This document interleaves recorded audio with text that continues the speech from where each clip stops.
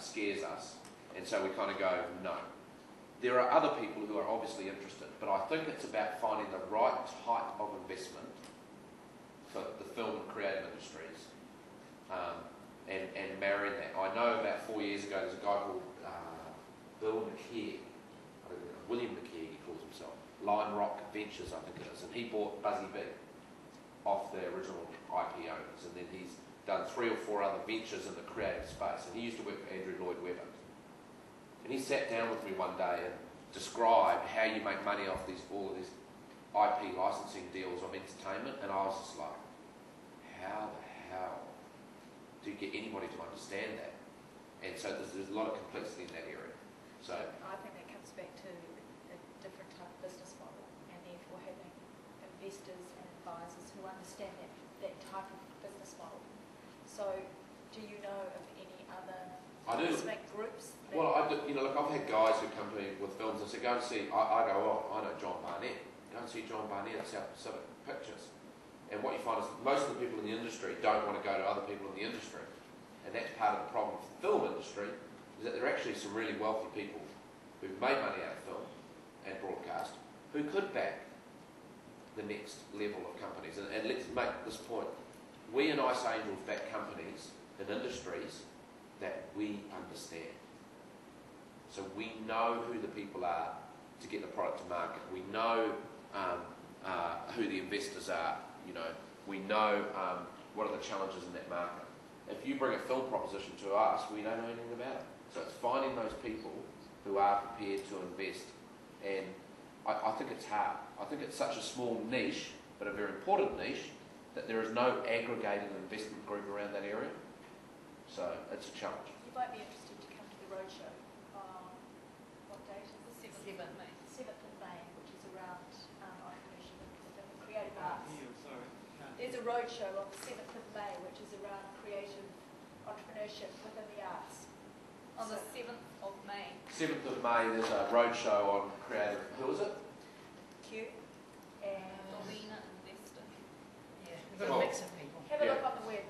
But any other questions? Should doesn't Angel prefer to receive an application in a sort of defined template like AngelSoft would present, or is it something that should? So the question was, how does an angel investor like to receive your application for funding? It depends who is the angel, right? So from our point of view, in Ice Angels, we get about 180, 200 applications a year, and we were just getting too many requests for coffees.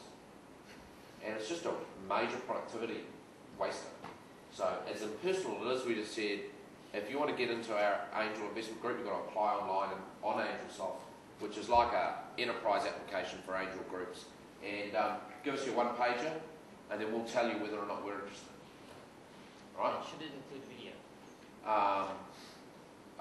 Given the target, so the question was, should it include video? I don't think so, because most angel investors won't look at things online, they'll print it off. Most of our, they're kind of not necessarily that up with the whole technology thing. I think it just has to be enough to go, we want to have a chat about this. Other angels, individuals, are probably not written guys or girls. They'll be like, just tell us a story about what you're doing. But what you want to be able to do is reel off in your pitch those things that are in that drop sheet. So if you go into AngelSoft and look at the standard template, and it's angelsoft.net, I think, isn't it? Yeah. It's got, customer pain, management team, market you're serving, how big it is, it's got all those things that you need to click off when you're talking to somebody. Not too dissimilar to the venture summary. Yeah, funny that. yeah. Somebody smart must have designed that from Spark. And just in conclusion, you've had many years of seeing startup businesses, some fail, some succeed spectacularly. Yep. What would be the 3 pieces of advice that you would give to people here in terms of successful startup businesses? Very good. This is the last question.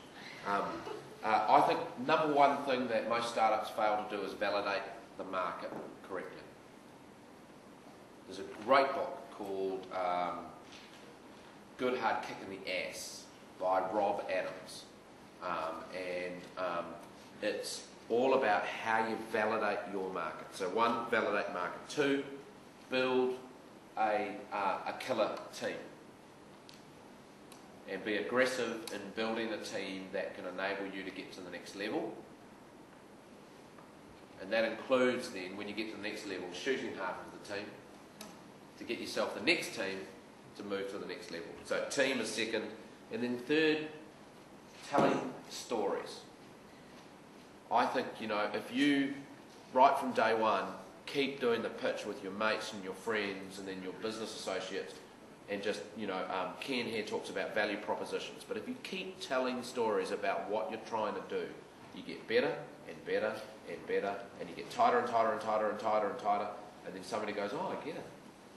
So build a team, tell some stories, and validate your market. Fantastic.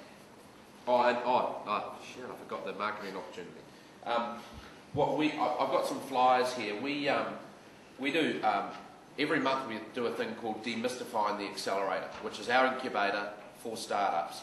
And it's a pretty low-key sort of affair where one of us will present what we do, and we normally get 10 or 15 people in the room. So if you're interested in that, the other thing that we're doing is that we're doing, and I'm hoping the content will be new and fresh next week, we're doing a session on demystifying startup and funding as well. And so that's here.